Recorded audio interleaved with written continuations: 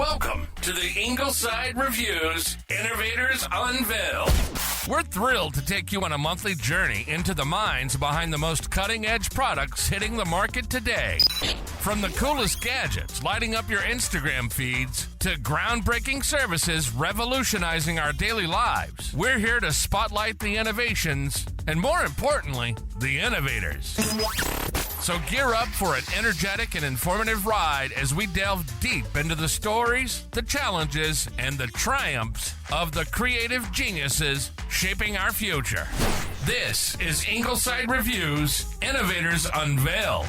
And now your host, A.D. Edwards. Have you ever missed out on a product drop and felt like the system was rigged against you? Launches crash, bots win, fans lose. Well, our guest today, Michael Dodsworth, said enough is enough. He's the founder and CEO of Fanfare, a platform making product drops smarter and more fair for the consumer. Today, we break down how he's changing the game for fans, for brands, and the future of hype. Mike, thank you for coming to the show. Thank you. That was a great intro. Great to be here. Well, you have an interesting product. I know for a fact that I have tried to get concert tickets and other products. Like, for example, luxury brands do these collaborations. And it's like you wonder, do you have to have a secret code to get what you want? Because I waited one time for a concert recently, and we waited for like an hour and a half. And then they said everything was sold out. But It was like, I don't know. But anyhow, it's a painful process.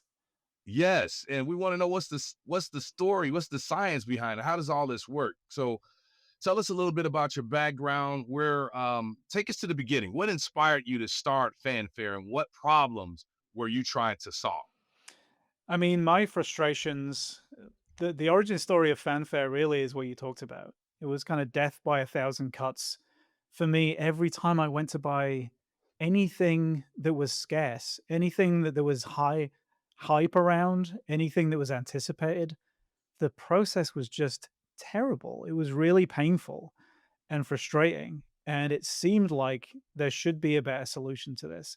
So, whether it was going to buy Oasis tickets and finding that, I'm in a queue for 3 or 4 hours, and then I'm seeing those same tickets that I'm waiting for just appear on the secondary market for like 5x, 10x the price, attending sneaker drops, and just that frustration of exactly the same thing happening. Bots, bad actors coming in. I'm sat waiting, and then nothing. And then seeing them all go to some, people scalping, some people doing some nefarious things on those platforms. So anytime that you find yourself with this kind of mismatch in supply and demand, there was the same painful consumer experience. And I'd spent some time in the ticketing industry. The last company I was at was a small startup called Rival. And we, as the name kind of suggests, we were trying to go in against the incumbents there, the Ticketmasters of the world, to try and fix a lot of these problems. And the more we got into it, the more we realized like there's some really gnarly issues around these kind of ticket on sales, not just the consumer experience itself, but also just how the brands are having to deal with this, how the vendors are having to deal with these huge surges in traffic, this kind of arms race that you get into with bots and bad actors, and just this terrible, terrible management of those kind of events. Like from the other side of things, every time you put something on sale like this, it's going to be a firefight, whether it's the Switch 2, Travis Scott Dunks, or, the Taylor Swift pre-sale, it's going to be painful. And it really shouldn't be. That was the origin for Rival and for Fanfare, was just this feeling of, why is this still like this? Like there's really got to be a good solution to this problem. And not to change the subject too much, but it's not only in the arena of entertainment or products. My wife and I went out to Washington, D.C., and we were trying to get tickets to the Washington Monument.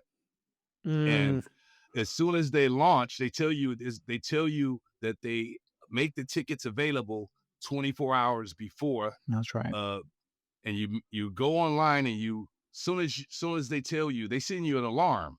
So they tell you, okay, now you can go.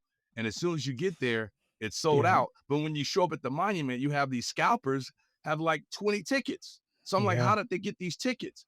So there's got to be somebody or some company like you have created to put an end to this. And so I'm glad you started what you have.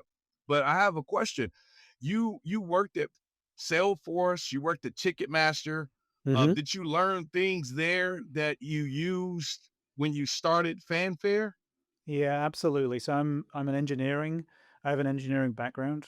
I'm an engineer by trade, and I came to these shores through an acquisition. So a small startup I joined out of college was scooped up by Salesforce in 2007. And 2007 Salesforce growing really quickly, some really interesting issues of scale even then.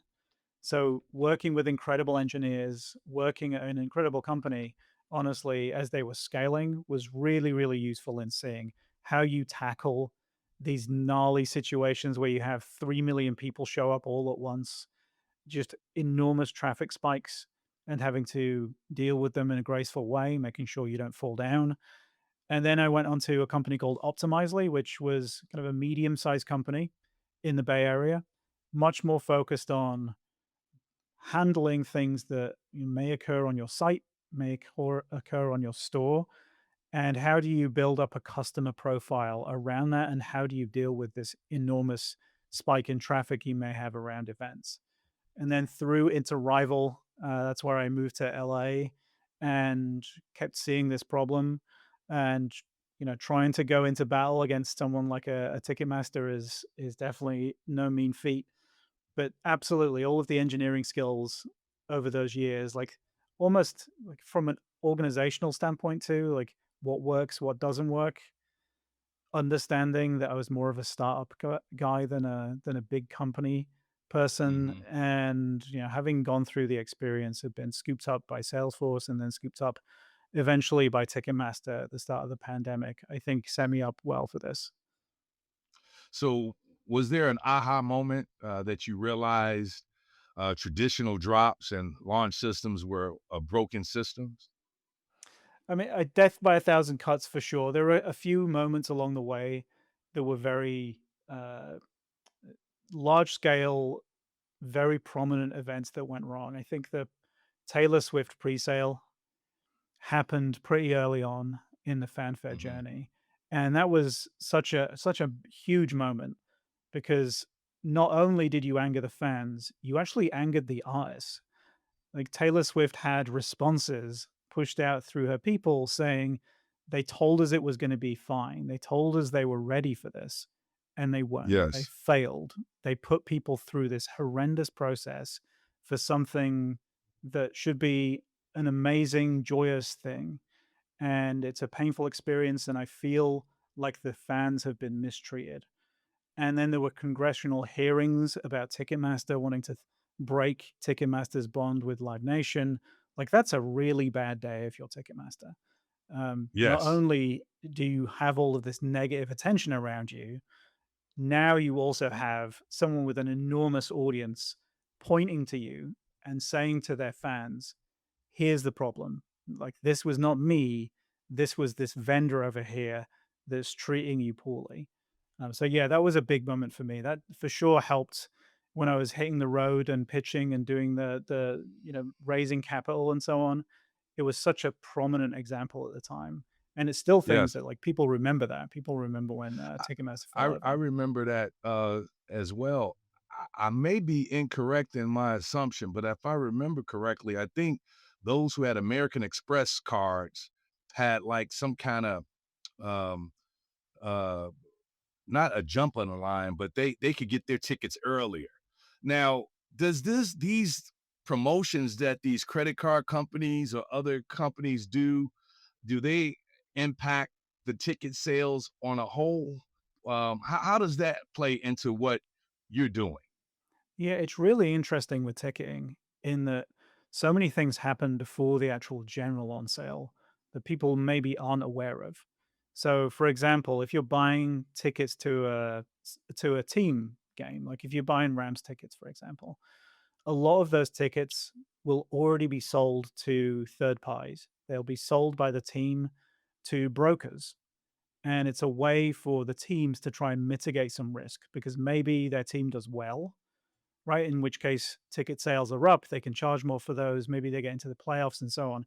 If they don't, then they take a hit. So to pass off some of that risk, they give a good chunk of their tickets through to other people who take that risk on their behalf. Which means when you come into a general on sale, like you've probably gone through multiple rounds of brokers getting tickets. You've probably sold, you know, boxes and things to corporate Hmm. sponsors. You've probably gone through a bunch of pre-sales for partners like Amex, right? So by the time you get to these actual on sales, you're fighting over a very limited number of seats. So that's a Really? huge, absolutely. So that's a huge problem. Like teams shouldn't feel like they can't understand the risk of their own team performing, not performing. Like they shouldn't have to pass that on to brokers. They should be able to work that into the system themselves, but they feel like they can't. And also the pre-sales and things like that. Like often they're just structured around partnerships. They're not really trying to get legitimate fans in through that process. So I think Taylor Swift is another good example. You could go and do a bunch of things, like buy her album, and that would promote you forward in line. Like you could get into the pre-sale if you kind of qualified yourself in this way. But also a bunch of bad actors can do that. There's nothing Right. stopping people going and doing those things. In fact, if you're more organized and you're thinking of buying a ton of these things and then selling them for a profit, you're probably more likely to do those things than a real fan is. So Yes. that's a huge problem. So Fanfare is trying to address this by one, stripping out all of the bots, the bad actors. A good chunk of sneaker drops are just infested that you find themselves just completely overrun by bots and people trying to pull those sneakers or whatever it is away from the store and put them on the secondary market. And the second is just using systems to identify people who keep coming back and maybe just unlucky in those draws. Like maybe you've, like I have, tried to get a pair of sneakers maybe 4 or 5 times in a row, and you're just Yeah. unlucky in that process.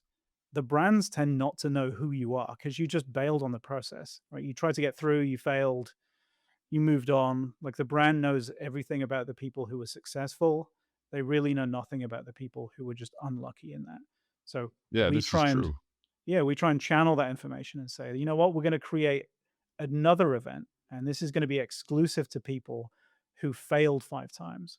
Or we're going to move people forward if we see that they failed 5 times to try and give them a chance, a higher chance at the next one. So I think there are things you can do to try and reward people's time and effort with the brand and try and keep that fandom and loyalty going over time.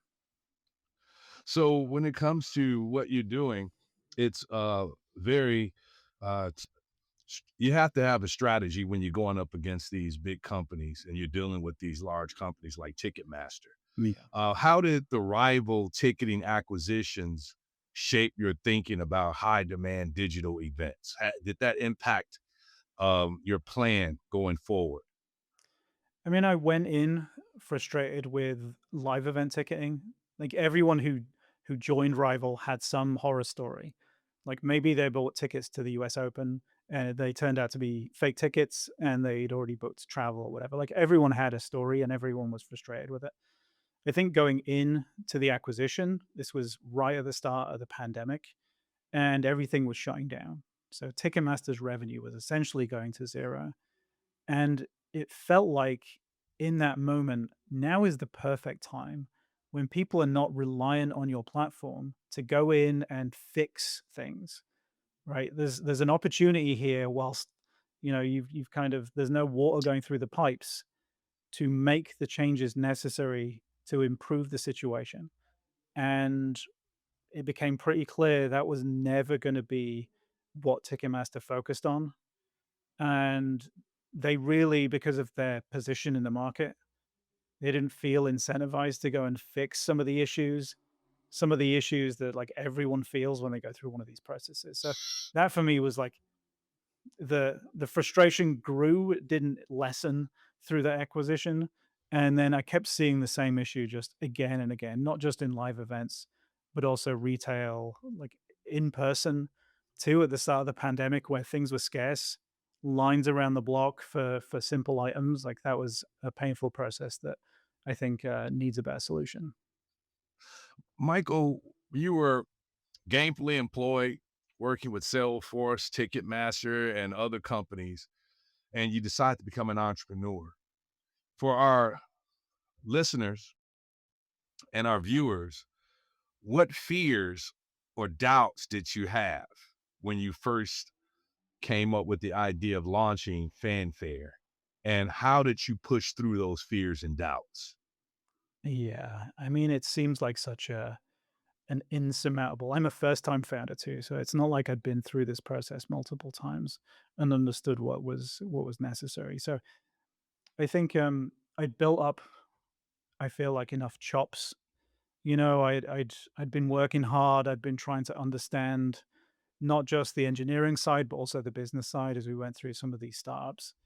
And it felt like the point where I could learn the most in a short possible time by going out and doing this and solving this problem for myself. I knew there was going to be countless things that I kind of understood were going to be hard.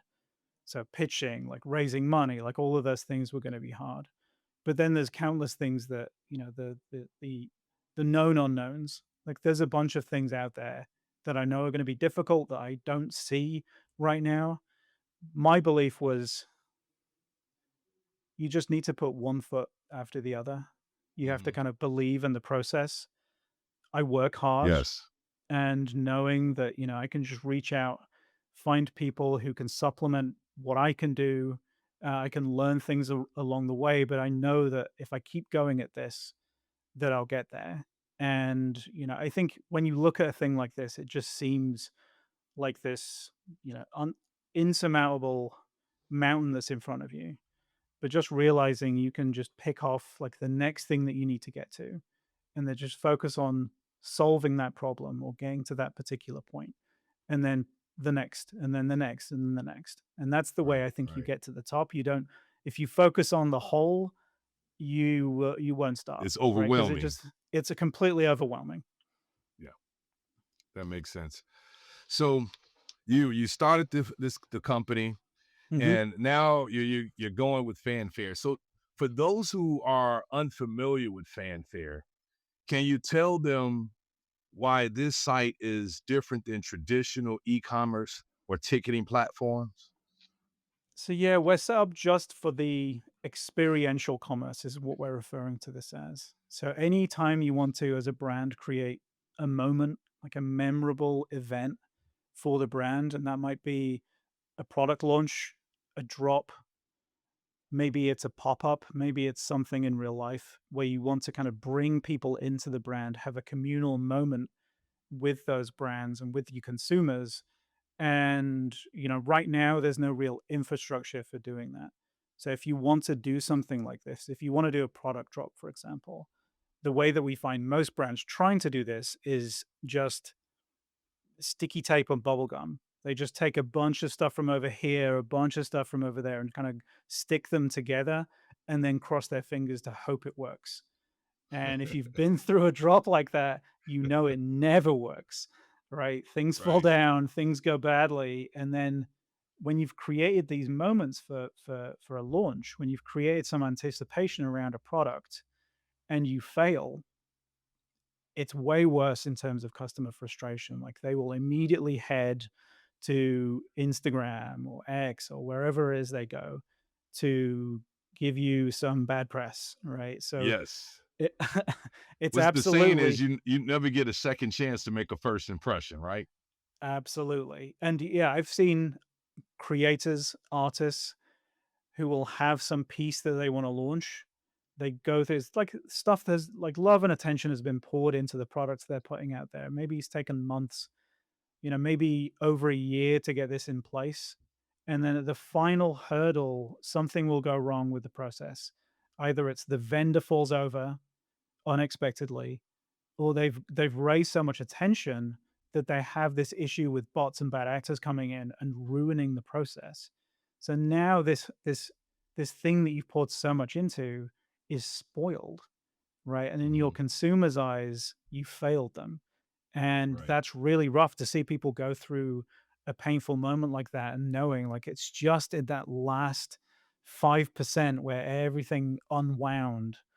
And now, like you say, people are not going to come back. Right. Can you hold your mic a little bit closer up? Sure. Yeah. So, how does Fanfare turn chaotic product launches into seamless launches for a fan first experience that they like? What do you guys do that's different? So we've built this from the ground up to make sure that we don't have those issues, essentially. So we've built this from the ground up based on all of my engineering experience at places like Salesforce, Optimizely, and Rival. Scalability is built in from the very beginning, which means when 2 million people show up at your site, we're expecting that. All right. These are the kinds of events that we are built to process. So we will stay up. We will deal with all of that traffic as it comes in. We've built sophisticated mechanisms to remove bots and bad actors and try and identify real fans in that process. So again, trying to make sure that we're treating people with the respect they're due as they come in and spend hours with the brand sometimes in these experiences.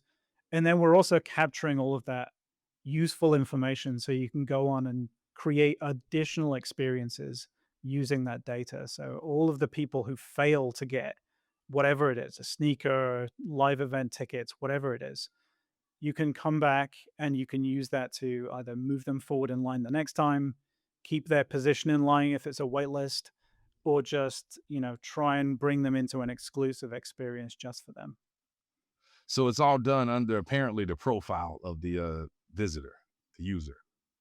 Yeah, so we try and identify you as you come in through the process and try and identify like if you're a bad actor, if you're a bot, then we'll try and evict you from that process as quickly as we can. And if you keep coming back with the brand, like you'll be gifted loyalty points, you'll be moved forward in line, and then the brand can create these additional experiences just for you. Excellent. Now, I've done a little research and I've saw a few of your other interviews. You talk about something called emotional loyalty. Can you explain to our audience what that means and how Fanfare builds it? Yeah, I mean, I think we all feel it, right? We all have our thing. Doesn't matter what it is, like the thing that we're passionate about.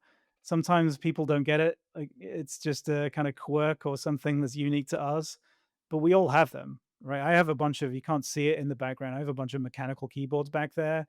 It's a Mhm. rabbit hole that I went down. And again, like if you're not into mechanical keyboards, you understand. But for the people who know, they know. And I think that's the thing. It kind of feels like you're creating a community of people around a particular around a particular passion of yours, right? And the same is true with sneakers, right? Like you can go out and you can be wearing a pair of things that you've gone through some real efforts to get. And if you're in that group, if you're in the know, like you just know. And I think that's the emotional aspect to this is making people feel special without the need to like really charge exorbitant amounts for a particular product.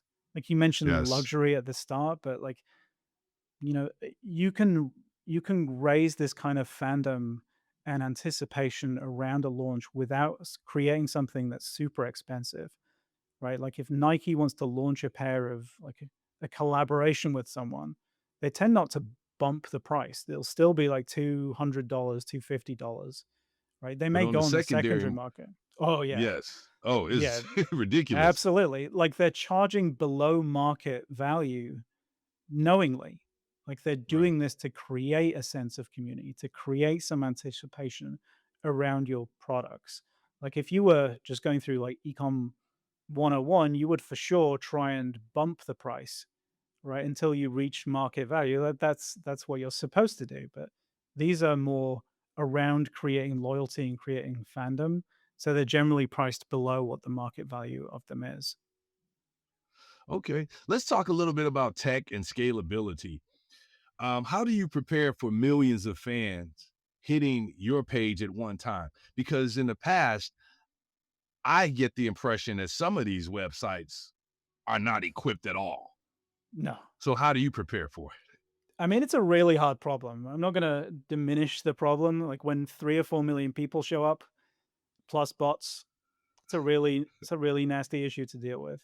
But I would say a lot of the platforms that are out there are somewhat dated, right? They've built features over time, so you keep adding more and more features on top of what you already have.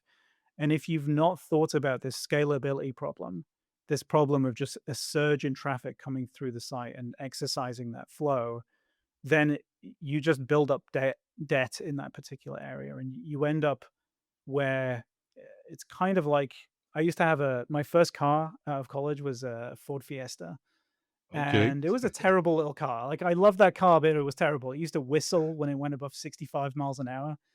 Uh, it's like and I improved that car, like, I made little modifications to it, I changed it to try and improve it, but it's like throwing that car into, like, an F1 race. You know, like, it's never gonna S be able to you can throw a bigger No. engine in there, you can do whatever you want to try and get it there, it's gonna fall apart in a spectacular fashion in a way you never expected it to, and it's the same with these kinda dated platforms like Ticketmaster, like Shopify, like they're just not built for that particular purpose. And when you really crank things up, the wheels fall off. Yeah. You, when you're talking about your tech, you mentioned earlier, the use of no sale data. And, I'm just wondering, are you guys, like, one of the only companies using that, or is that something indicative to your site, or is that something other websites are using as well? Because Ye- I've never heard of that before you mentioned it, before I researched our interview. Yeah, I mean, there's a bunch of things that we're doing that are modern, that have only been around for a very short time. We're highly distributed, which means like if you are attending from where I'm at, I'm probably going through a point of presence that's near LAX. If you join from somewhere else in LA, you're going through a different data center, and we are present in all of those. So unless you have a ton of people just camping out at LAX joining at the same time, you're not going to cause things to freeze up and fall over. So that's one aspect to it. Been highly distributed definitely makes sense for something like this, especially when you have a surge in traffic. Um, but we've tried to use approaches that I think wouldn't have been available 20 years ago, 10 years ago, Uh, even. And I think Definitely. that's gonna really help. Like we mostly we're serverless in our approach to the architecture, which means you can spin up a little container to deal with your request and then it goes away, and the vendor is going to spin as many up as needed for that particular run, which means we can really surge traffic to Fanfare and we'll stay up, right? The vendors will spin up enough capacity in that moment to allow us to Really? proceed. Where, you know, if you're a Ticketmaster and you have a bunch of servers sat in a data center somewhere, you're not going to be able to do that. You're not going to be able to go and rack and stack servers quick enough to deal with these kind of events. So what are the biggest, engineering challenges you had to handle, when dealing with these massive surges during launches? It's more of an architectural approach. You know, I think you need to take this into account with everything you build, right? Like same with a car. If you're building this to go extremely fast, like every aspect of that car, you need to dedicate attention to make sure that it won't fail under that kind of pressure. So that's the same here. Like this is something that always has to be throughout the platform. So whenever we build new features, we have to make sure that we're testing it to meet that huge spike that's going to come. If we're adding things into that critical flow, like we need to be incredibly careful about how it's architected to make sure it will scale when it comes. Okay, okay. Now, we talked about bots, and bots are a huge, issue when it comes to drops. Yeah. I'm sure other companies are trying to fight these bots as well, but what makes Fanfare's approach to bot defense unique? Yeah, I mean, we take a multi-layered approach to this. So we're trying to identify bad actors and identify humans on the flip side of that through all kinds of different mechanisms. So there's very simple ways, like you can fingerprint the origin. So I can find out whether you look like a bot because we've seen examples of you come in before. I think traffic patterns, if you're coming from a particular location, if there's certain spikes and anomalies that we see in that, we can filter out traffic too. But also adding some way of interacting in the drop. Like people tend to just sit there just staring at a spinner. But what if there was some communal activity? You know, like you can play a little game with your other droppies, right? Whilst you're going through this experience, any kind of interactivity is going to separate you from just a bot that goes in there. But I would say Right. like these bots are getting more and more sophisticated. The tooling, especially with AI, means that it's within reach of a lot more people now to create these bots and do things that are kind of outside the realms of what the platforms want you to do. And it's almost impossible for a brand to get their arms around this problem. Like if they solve for one problem one week, there's going to be a completely different problem the next time they do a drop. So we're focused on keeping ahead of them to try and identify things that are coming up as they do, and try and put in systems that make sure that we can screen these things out for all drops. So I think it's that focus that's going to separate us from everyone else, because we're going to have more data on these kind of events than anyone else. Michael, some brands, I'm thinking in particular of one luxury watch brand. They create scarcity on purpose. Yep. And when you have these product launches, I'm sure there has to be a balance between the need for fairness with the hype that's around it, but the scarcity that brands often want. So how do you balance the two? Yeah, I think whenever you have scarcity, whether that's structural, like there's only one Taylor Swift, she can't play every single day. That's just not feasible. Like there's going to be scarcity there.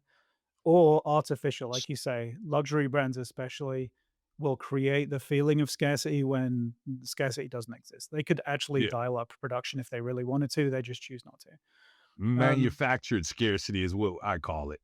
yeah, absolutely. Because we all want what's difficult to get, right? They're Yes. tapping to a very human trait. But I think there's always going to be disappointment when there's scarcity. Like there's always going to be people who are unsuccessful in the drop. I think that the difference between what we're doing and what's currently done in the market is like some of that frustration is just from the process itself. I'm seeing all of these things that I waited 3 hours for just on the secondary market straight away, right? I see scalpers selling tickets in line where I know I was there first, 12 a.m., trying to get my tickets for whatever it was. So there's just frustration with the process. There's a feeling like it's not transparent. Like people are coming in before me, they're somehow getting things when I'm not. Like I don't feel like this is a fair and transparent process. So there's going to be disappointment for sure, and there's nothing that you can do to make people not feel disappointed when they don't get the thing that they really want. But you can treat them properly, and you can make sure that they feel like it was a fair process that they went through and they had a fair chance at what they got. But also, like if they come back in for a restock, did you keep their place in line? Like, are you going to reward them for the time they spent the last time they came through? If they're real fans of the brand, are you going to reward them in some way? I think a waitlist is a good example where, like, people trying to get a Switch 2, for example, they'll sign up for a waitlist and there'll be an email blast that you need to come in to go and grab these things. And then when they're gone and you didn't get them, like the process completely resets. It doesn't keep your place in line. If you were so close the first time, it doesn't give you a better chance the second time. It's just going to be a free for all the second, third, fourth, fifth time. That's a painful Yes. process. So I think just we can mitigate some of the bad sentiment around these things by making sure that we treat people properly, that we have transparency and fairness in the process. Yes, that makes sense.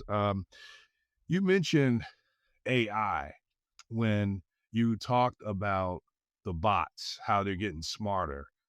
And I'm wondering, Fanfare, will they be implementing AI in any way? Because AI is big now, and lots of Yeah. companies are using AI in various ways to enhance what they already do.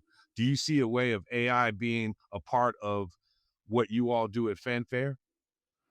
Yeah, I mean, we're using it pretty extensively just through everything we do. So whether it's marketing, whether it's engineering, like it's an incredible tool. Has some problems for sure, things you need to be aware of, but we found it incredibly useful. And I would say as an entrepreneur, just it's an incredible tool just to answer a question that you might have through the process.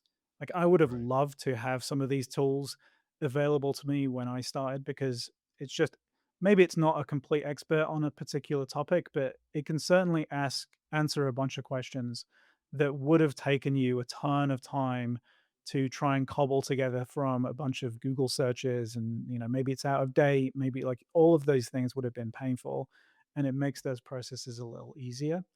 I think for us, adding AI to help the people creating these processes is more interesting to me.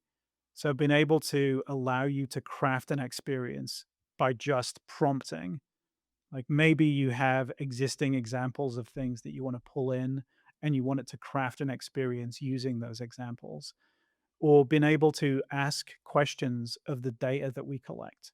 So instead of having to dig through a bunch of metrics and really not having a clear view of exactly the thing that you're looking for, being able to ask the system, hey, I'm thinking of selling this red sneaker in 2 months. I want to get an understanding of everyone who's purchased this in the last 6 months, all of the people who failed, like the average order value for all of these things and present me that in a nice little report and we can carry on digging from there. Like being able to ask ad hoc questions of my data is really an interesting way of using this tool. Yes, AI is very helpful. So we talked about the vision you had. We talked a little bit about the technical aspects, the engineering aspects. But as an entrepreneur, um, you don't do everything by yourself. So you have a team. So let's talk about leadership and vision when it Sure. comes to building this business. What kind of culture are you trying to build at Fanfare? Yeah, I think a process where you treat everyone like like an adult, honestly, like giving people autonomy, giving people what they need to clear their own path, and just been a blocker and tackler for incredible people. So, I think building a team of people who are better than me in whatever it is they do, like real amazing people, and then just letting them do what they do. I think we've all probably been at companies where people have felt like, they're suppressed, right? Yeah, They're not able to do micromanaged. the yeah, micromanage, whatever it is, right? And like I felt that I've been at large companies before and I feel like, you don't get a chance to shine. And I think just allowing people to do what they need to do, I think, if we have to go back and correct, if we have to go back and put something in place to deal with that, then so be it. But I would rather us run at problems and fail fast at them and understand where we went wrong and correct for it in the future, but allow people that autonomy to go out and do that. So, how do you keep your team aligned when you're building something so technically demanding and emotionally resonant? I mean, I think we have like everyone who comes in has an understanding of what we're building for. Like you have to be clear with the vision. I think just understanding like the ethos of what we're building and why we're building it. And, when you're small, there's the opportunity for everyone to engage with customers, to feel their pain, to feel what works, to feel what doesn't work. And I think that vision and having clarity of vision really helps keep people, building towards something that we want to build towards. So I think that for sure helps. I mean, I think it's easier at a smaller company because you're next to the people you're building with, right? I think it's much easier in situations like that to stay connected and stay aligned on what everyone is doing. again, as you scale, that becomes a real challenge. Like as you grow beyond, I think it's like 30, 40 people, then you'll start to feel some communication challenges. So we really wanted to stay small and stay nimble. Like that's always something that I want to focus on. Like I don't want to just hire a ton of people just unnecessarily. I definitely seen that Right. at other companies where they will, there's a feeling that I need to be a certain size when I'm at this particular milestone. Like, I don't think you shouldn't be looking to hire people and then figure out exactly what they're doing after the fact. Like, that's a terrible situation to be in. Yes. So, we should feel some pain internally, like we really need someone who we can dedicate to this, or we really are struggling for expertise in this particular area. We should go out and look for that person and bring them in. So I think that's a really important lesson through some of the companies I've been at.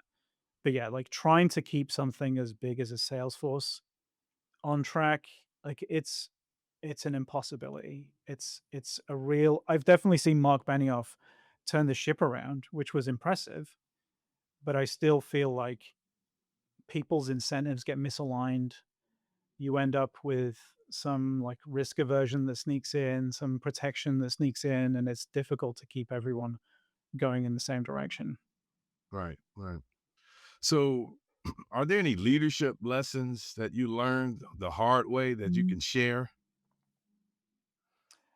I mean, I think I've definitely made my fair share of failures in the past, of errors in judgment. And, I would say, even in those moments where things fall apart and the wheels fall off, there's such important lessons in those failures. And like a good lesson, I think, from some of the places I've been at is to treat them as experiences to learn from, not as finger pointing exercises. Like I've been at companies that have done both, right? You'll have some explosion that happens. Like my personal stories are all engineering based, where someone did something, I did Right. something that caused an outage or caused some kind of issue that was like expensive or took a long time to fix and resolve. Like that's not an opportunity just to, push people down or like to try and fight for your place at the table. Like that's an opportunity to really understand, really underneath all of this, what went wrong, what incentives were misaligned, like how could this have happened, and making sure it doesn't happen in the future. I think where those processes have really worked, it feels like a supportive environment where people don't mind taking risks because they know that if they fail in some way, that's kind of, there's a process that we go through, and it's a supportive environment. So, what advice would you have for any other founders out there listening or watching that are also trying to build a fan first experience with their company? I mean, I think it's a really powerful model to try and create fandom, to foster loyalty. Uh, for the brands that are successful at it, it's a really powerful way to reach people and to keep people going, and to have people advocate for your brand. That's an incredibly amazing situation to find yourself where fans will just broadcast how amazing your brand is because they've been through an experience or experienced something with their product. Uh, So, when it comes to um, the future sure. of what you're involved in, which is basically experimental commerce, where people come to you to purchase certain things and they feel like they're connected to you and your company. Where do you see this going in the future? How do you see it going beyond what you do right now? So we've been focused on online experiences because that's where a lot of the pain comes from. Like a lot of online drops, a lot of live event ticketing just happens online, and we want to solve for those problems first. But coming all the way back to my live events background, I would love to see this create communal events in person. Like I feel like we're all missing and craving like in-person experiences, like creating those moments where a group of people come together around something. So looking at ways that we could launch products that we can have pop-ups and have an experience out in the real world. Thinking about things like, any kind of conference, live event space, concerts, festivals, those kind of things. I think any place you have a group of people that you bring together is an opportunity to run an event like this. So I think towards the end of the year, we're going to be running a few experiments and having some people attend something in real life, which we're excited for. So yeah, I definitely see this as being something of creating moments that bring people together. That's awesome. So we know as an entrepreneur, everything doesn't go as planned. Can you share any recent, or not necessarily recent, can you share any failures that, or near failures that taught you lessons that you learned from? Yeah, I mean, you'll feel countless of these. I think that's something you just need to prepare yourself for, like that feeling of like, ah, that didn't go like I was expecting it to. Just having to dust yourself off and carry on, Uh-huh. And I think that's a really important trait as well, is the ability to kind of dust yourself off, find what works for you to clear your head, and then just get back at it. Like you just need Being to, resilient. Yeah. absolutely. Like you just need to keep going with this, even through the bad times. So that's a really important thing. I think failures. I mean, definitely the first few times that we pitched to VCs, like that was a learning experience because it's not an audience, that it's not customers that you're talking to, right? This is a different group of people and they have different experiences and they're looking for a completely different set of things from you. So I think there was a lot of adjustment, especially after those early phases.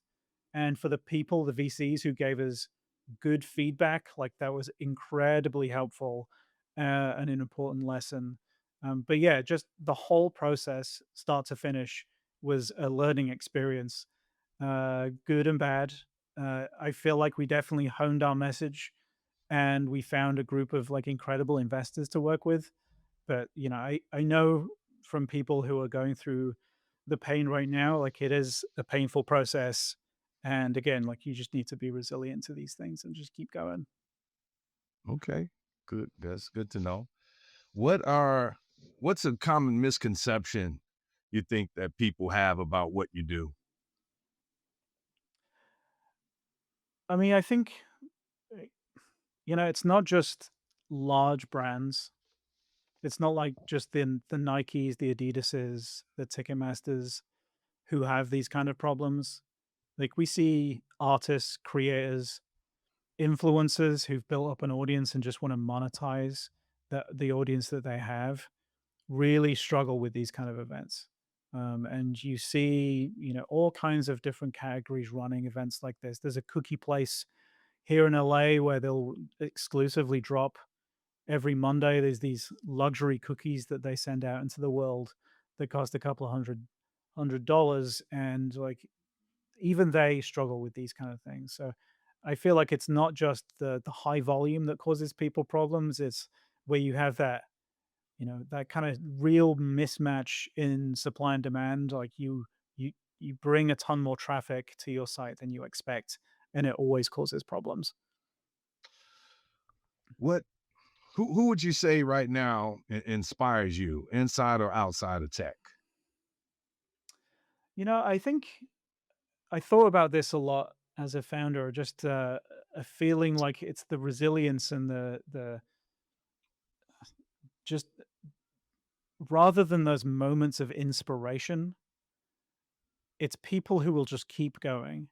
So I Mhm. found like athletes, people who just, day in, day out have this grueling training schedule that you don't see. Like it's not very exciting, but they wake up at like 4 in the morning. I see the Michael Phelps example. He has this insane schedule that he has to go through every day. And for me, there was a documentary about two English ice climbers called Touching the Void. Okay. It was like the biggest inspiration for me. So if you're not familiar, spoiler alert, these two climbers are climbing this mountain in Peru. They have an incident. So one of them gets horrendously injured and they go through a process that is beyond belief. If you watch that documentary, it is beyond belief what one of these people went through. But towards the end, he talks about wanting to get down to base camp, and he's injured. He's had no food or water for way too long. And he's talking about this kind of insurmountable problem of getting down to base camp. And the way he gets there is he just focuses on the next rock. And maybe like a couple of meters ahead of him, maybe 10 meters away from him. And he dedicates himself to just getting to that rock. And once he gets there, he does the same thing again. He keeps going and keeps going and keeps going. And I mean, they're both narrating it, so you know they both got through it, but is unbelievable to me just how much resilience he had in the moment to keep going Uh-huh. in the situation he was in. So it's kind of the resilience stories that really I gravitate towards. Okay, last question. Let's say a 22-year-old startup founder asks you for a piece of unfiltered advice about starting a business. What would you tell them? I mean, I would make sure that you had enough chops and enough of a network, enough of an understanding of the area you're going to go into before you do it. And I would say, like, you're going to be deluged with all kinds of advice.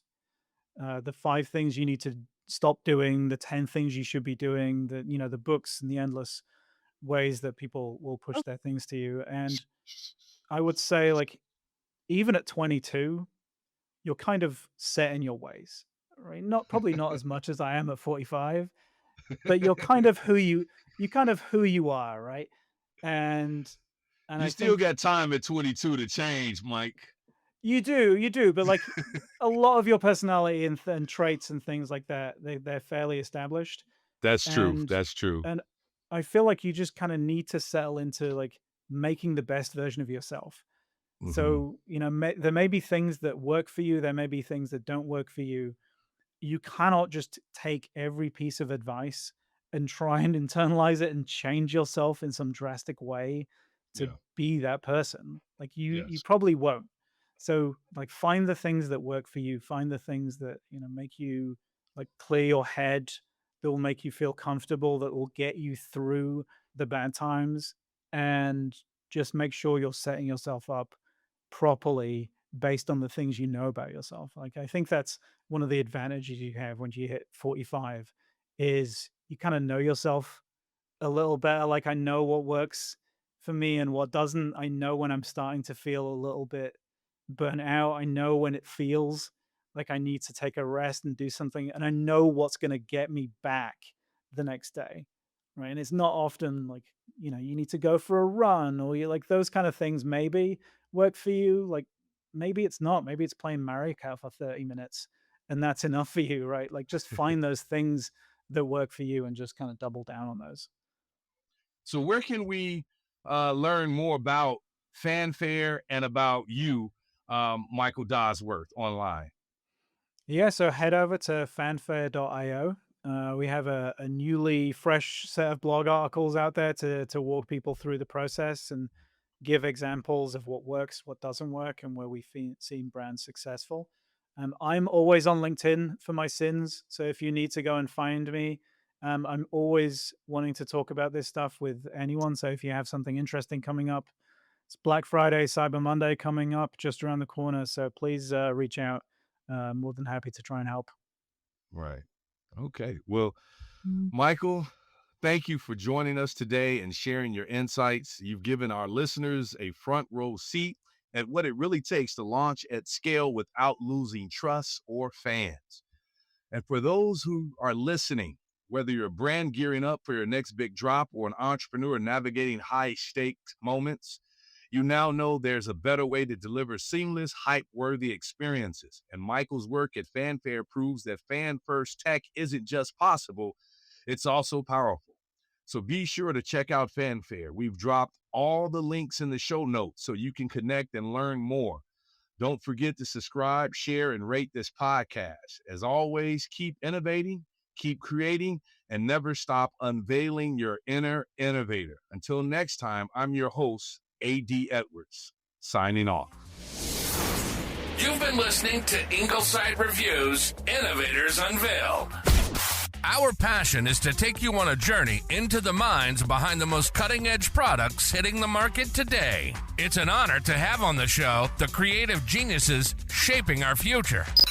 We hope you've enjoyed the show. If you did, make sure to like, rate, and review. Hit our website at inglesidereviews.com. On Instagram, YouTube, and TikTok at Ingleside Reviews. And on Twitter at Ingleside Review. See you next time.